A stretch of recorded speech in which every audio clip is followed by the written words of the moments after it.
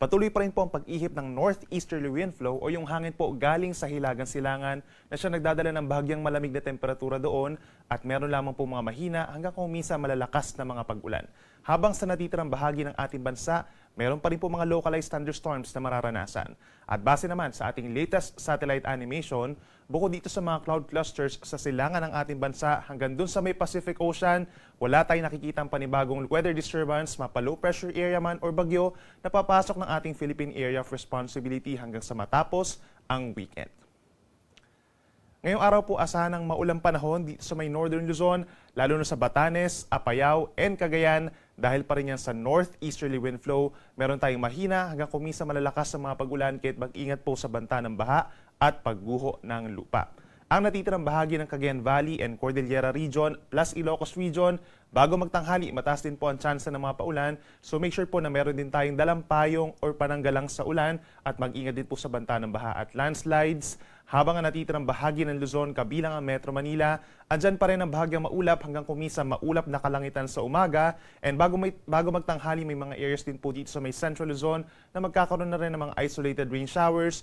Possible naman yung mga thunderstorms over most of Luzon pagsapit ng hapon hanggang gabi.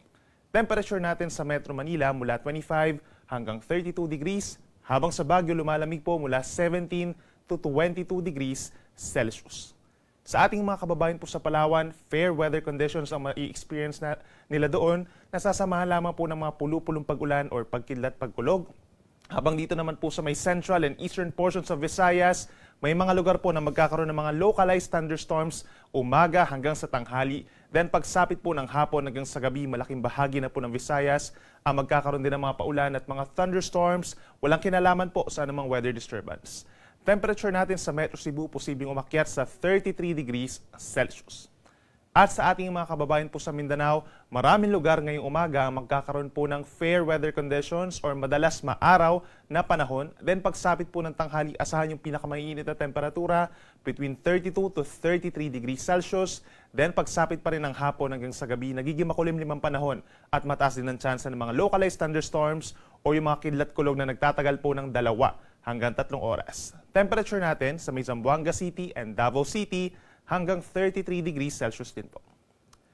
Ngayong araw at sa mga susunod pa na araw, wala po tayong mararanasan na gale warning or pagtaas ng mga pag-alon, banayad at katamtaman sa malaking bahagi ng ating bansa. Kapag may mga thunderstorms po, posibleng umakyat pa rin sa 2.5 metro. Habang dito sa may Northern Luzon, over the weekend, possible yung moderate to rough seas or nasa 1 to 2.5 meters na taas ng mga pag-alon.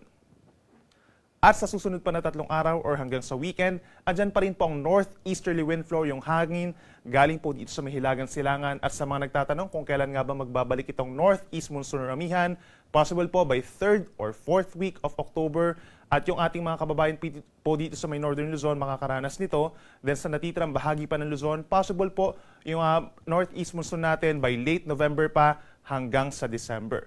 Sa natitirang bahagi ng bansa simula po sa Friday hanggang sa weekend, asahan pa rin ang bahagyang maulap hanggang maulap na kalangitan na sinasamahan pa rin ng mga isolated rain showers or thunderstorms na mas madalas pa rin po pagsapit ng hapon at gabi.